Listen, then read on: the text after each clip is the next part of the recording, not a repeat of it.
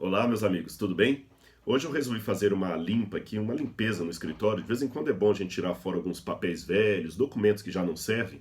E acabei encontrando uma coisa que eu falei, eu tenho que compartilhar com o pessoal. Mas antes de mostrar o que eu encontrei, deixe-me expressar o meu agradecimento a todos vocês que estão me acompanhando, seja no programa Evidências, seja aqui no Rodrigo Silva Arqueologia, seja no Facebook, no Instagram. Muito obrigado pelo seu carinho. Ninguém está tão satisfeito consigo mesmo que negue o apreço do outro. Portanto, não para a glória própria, mas como incentivo para continuar esta missão que Deus me deu, eu agradeço muito, mas de coração, o apoio que eu tenho recebido de pessoas que eu nem conheço e que estão espalhadas pelo Brasil e também mundo afora.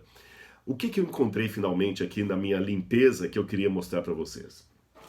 Foi esse saquinho aqui que eu trouxe de Israel há muitos anos. Eu estou aqui dentro com algumas cerâmicas que eu coletei do sítio arqueológico de Hazor, ou Azor, como diz na Bíblia em português. Azor é uma cidade mencionada na Bíblia, ela fez parte do contexto ali das conquistas de Josué, ela é mencionada no Antigo Testamento, portanto uma cidade muito antiga. E aqui dentro eu tenho várias cerâmicas daquele sítio arqueológico ali, que datam de pelo menos 1000 anos antes de Cristo. Então você pode ver aqui tem, por exemplo, uma alça de algum jarro, alguma coisa, aqui uma borda de algum jarro. Hoje, olhando isso aqui, pode parecer coisa sem muita importância. Olha a grossura dessa alça, ainda está com a sujeira de terra ainda. A primeira coisa que me chama a atenção quando eu pego cerâmicas desse jeito aqui é ficar imaginando qual foi a pessoa que confeccionou isso aqui. Porque veja bem, um dia isso aqui foi modelado pelas mãos de uma pessoa que viveu milhares de anos atrás e que certamente um dia nasceu, recebeu um nome, teve um pai e uma mãe. Esta pessoa nunca podia imaginar o dia que ela estava fazendo esse vaso aqui lá no Oriente Médio, que milhares de anos depois esta peça estaria numa outra parte do mundo chamada Brasil, que eles nem podiam imaginar que havia um outro continente, e que nesta parte do mundo alguém pegaria essa peça e mostraria através de uma tecnologia para pessoas do mundo inteiro.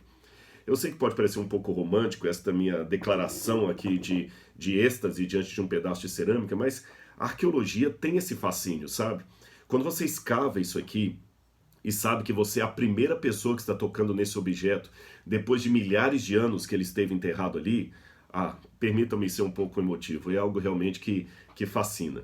E várias vezes que eu escavei, a gente encontra pedaços de vaso, de cerâmica, de prato, às vezes moedas, até ossos a gente encontra também. E a gente fica pensando qual seria a história por detrás desse objeto.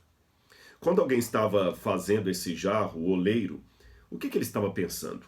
Será que ele estava trabalhando aqui, pensando, puxa, agora eu vou ganhar um dinheiro com esse vaso, vou vendê-lo? E quando alguém comprou e utilizou em casa, talvez para água, para guardar algum cereal, algum material, não sei.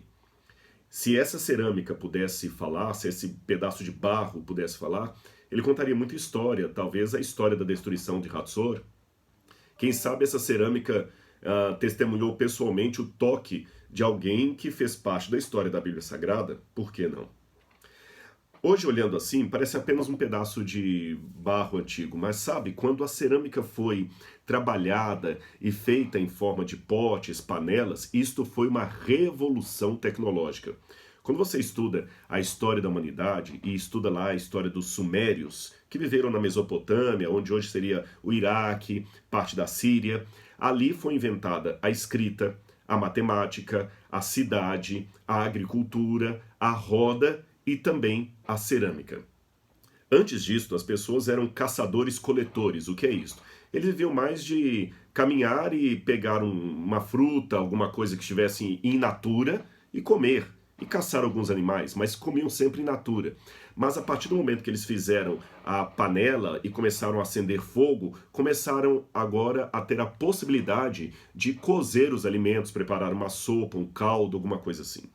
É lógico que, como eu acredito na história bíblica, eu entendo que os caçadores-coletores seriam aqueles imediatamente descendentes dos que saíram da Arca de Noé, do dilúvio, e que ficaram andando como nômades até achar um local ali entre o rio Tigre e Eufrates, onde puderam se assentar, ficar fixos e criar as primeiras civilizações pós-diluvianas que nós temos. É assim que eu interpreto a história dos caçadores-coletores.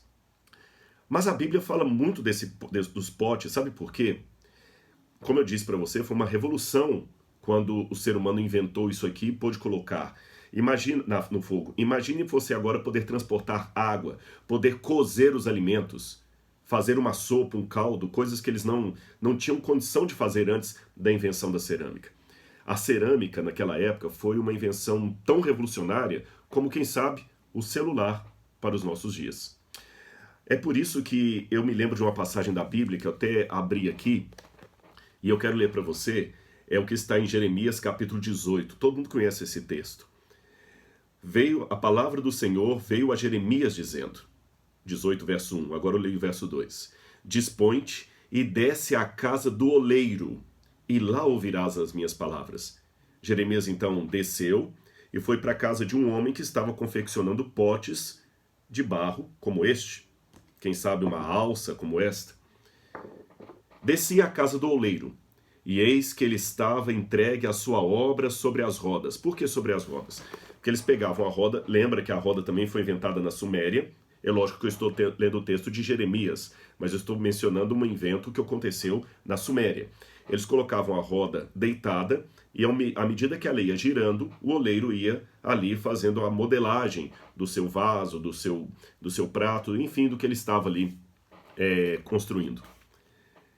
Como o vaso que o oleiro fazia de barro se lhe estragou na mão, tomou a parte dele outro vaso, segundo bem lhe pareceu.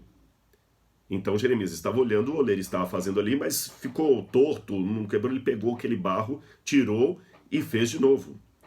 Então veio a minha palavra do Senhor dizendo, não poderei eu fazer de vós como fez este oleiro, ó casa de Israel. Diz o Senhor, eis que como barro na mão do oleiro, assim sois vós na minha mão, ó casa de Israel. Como Deus era didático, meus irmãos, como ele pegava coisas simples do dia a dia e transformava em lições muito maiores do que qualquer filosofia que nós possamos ter por aí. Deus era sábio, Deus era professor, Deus era didático. Partia do conhecido para o desconhecido, do simples para o profundo. Uma mensagem que até as crianças entendiam. Quem sabe o oleiro que viveu em Hatzor, que confeccionou esses vasos aqui, também muitas vezes teve esse processo de não sair bem um vaso, pegava o barro, misturava de novo e fazia outro. Esta é a promessa de Deus para a minha vida e para a sua. Ele pode fazer de nós um vaso novo nas suas mãos.